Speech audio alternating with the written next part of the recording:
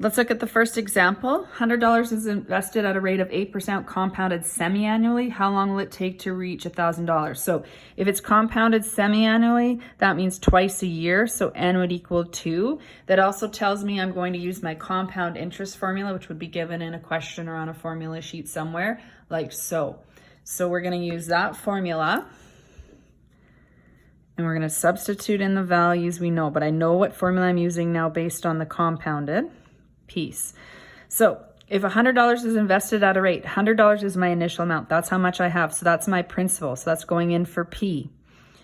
1 plus is in the formula already. Interest rate of 8%. So that means the rate as a decimal is 0.08.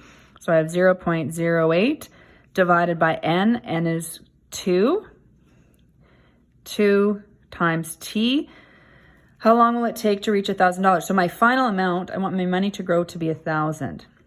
So you're solving for an exponent here. So this is why we're doing this equation. We're used to solving for exponents now.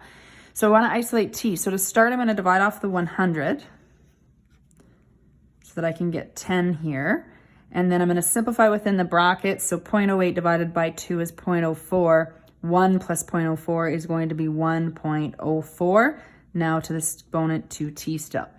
I can't get a common base between 10 and 1.04 because I'm solving for exponents. So if I can't get a common base, we use logarithms. So I'm going to log both sides. So log 10 is equal to log 1.042t. And then I'm going to apply my log theorem. So I'm going to move that 2t in, out front as a coefficient here.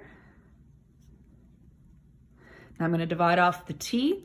So we're going to, I'm going to isolate t. I'm going to divide off the 2 log 1.04, 2 log 1.04.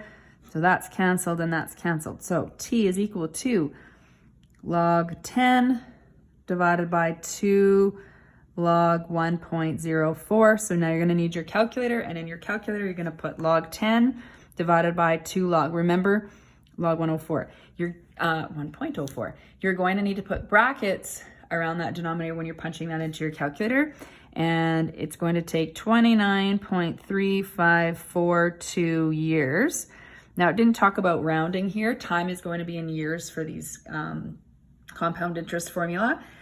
If it was 29 years, that wouldn't be quite enough. If it was total number of years, it would take 30 years, or you could figure out how many months the 0.35 is. It just says how long, so we're just going to leave our answer as 29.3542 years.